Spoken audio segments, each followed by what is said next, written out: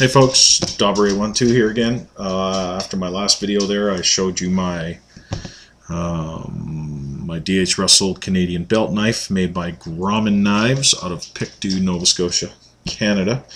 Well, I had a look on their site after I got that knife, and I found they had a bunch of deals on overruns and a couple of seconds, and so I thought I would give them a try. First thing I got here is I got a bunch of, these are Grommen 8-inch fish fillet knives. They're all made with rosewood handles. Now the deal is, over there at Grommen, they will not sell any knives that have any imperfections in the steel. So these seconds are only for cosmetic imperfections in the handles. They put a little red dot on each of the imperfections on these three, and honestly, out of the three knives, I can only even find one out of the three knives with the stickers not being there. Now, these are stainless as well, 8-inch, nice flexible knife. They're really nice fillet knife, and because these were seconds, I think I paid all of $23, I think, for these. I got three of them, so the brother-in-law and the father-in-law are each getting a fishing knife for their birthday this year. Hopefully they don't watch the video and I spoil their birthday. But what else did I get from them? Oh, the next thing I got here, they had these 4-inch knives. It's got their, I don't know, some kind of proprietary fake wood G10 micarta type handles, highly polished. Now these knives are not seconds. This knife was a overrun. I guess they built a bunch of knives for a private customer and they had some extras. So this one does not have any flaws, but it's not covered by warranty, and it was half price, and I think I paid, gosh, I don't know, maybe 38 bucks for that one. And then I got three of these. I think they were 23 each. What else did I get with Grommen? Ah, yes. This, I don't know how many of you people have seen this before. I honestly don't know how many people are going to watch this anyway. So, but this is what is called an ulu. Now, this is an Inuit tool that's been used for skinning game and filleting fish and seals and that kind of thing by the natives of northern Canada and Alaska. This is still a popular knife in places in northern Canada and in Alaska, and you will still see Inuit people who actually carry these around. It is a lot of knife. It's an excellent skinning, slicing knife. It's kind of like a big leather worker's knife, but this one's all stainless, scary sharp. Now this one had a very tiny imperfection in the handle. Just a cosmetic one that you can't even, I can hardly see it myself. I don't know if we can see it on camera, but just a very small. Anyway, so as a result of that, I got it for half price, and they gave me this block too. It was a little cheaper. It came with a sheath, but my intention is to build a sheath for it, so I'm just gonna take it as is right there. So I've got three of these. This knife, and I think my whole bill was like maybe 150 bucks. So even though they're seconds, they're very well built knives. You know, high quality steel. I'm nothing but impressed with them so far, and now I got some more knives to make sheaths for. So what else was I going to show you? Oh, well, I've been thinking a lot lately about doing something a little different, and I wasn't exactly sure what to do. And I wanted to maybe get some exotics, but I didn't want to spend a big amount of money.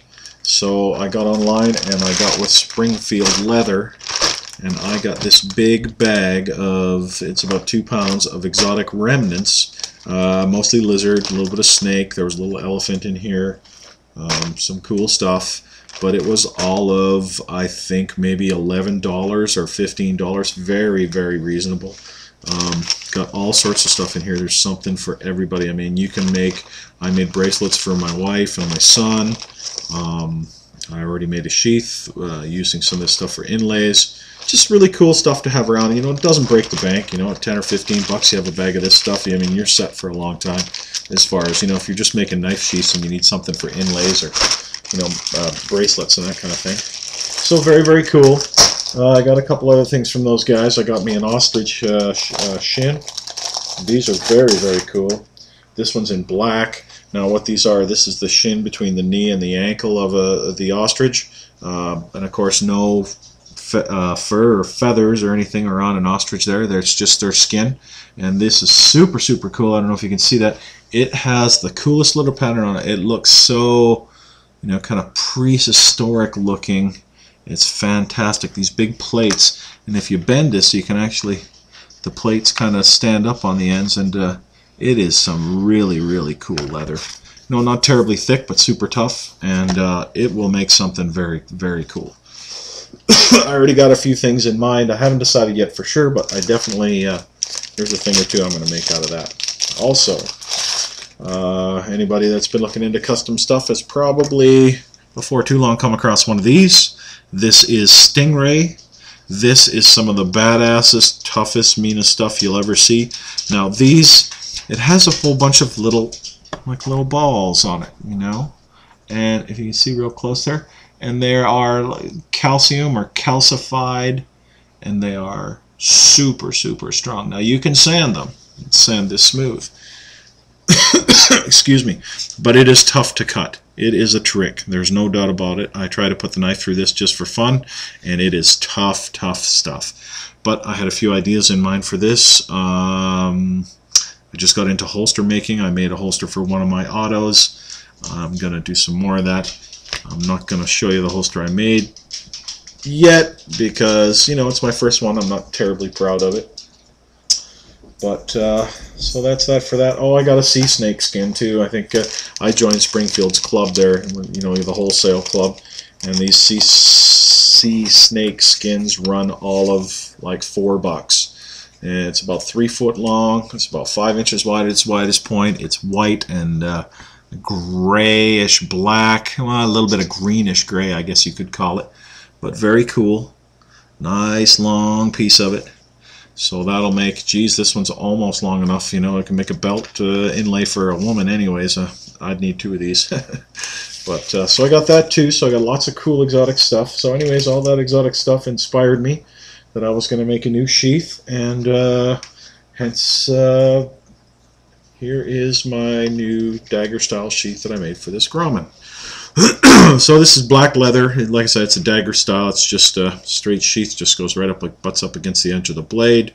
I did put a 2-inch belt loop on the back, as well as a belt loop for cross-draw carry, because I'm a big fan of carrying a knife that way. And then what I did was I took some of this lizard skin out of that bag there. This is, I think it's tegu is what they call the lizard, which I'm not really too sure what it is, but I had this red inlay here, and so I cut that out, and then I cut that other small piece and glued that down, and just beveled everything real nice, and then I glued that piece of lizard skin onto it, and then just stitched it all up. I also put a small inlay, if you can see right there, I also put a small inlay on the strap, just, you know, to make it look that much more cool. I put a fire steel loop on it. This is about as fancy as one can get, I think, and still be functional. I think it looks great. It's, like I said, it's my first try using excuse me, it's my first try using inlays and lizard skin and this exotic stuff. So anyways, I'm interested in knowing what you think. Let me know if you like it. I will post another video real soon as I make a sheath for the fillet knives and the ulu. So thanks to everybody out in YouTube land there for watching my vids, and until next time, peace out.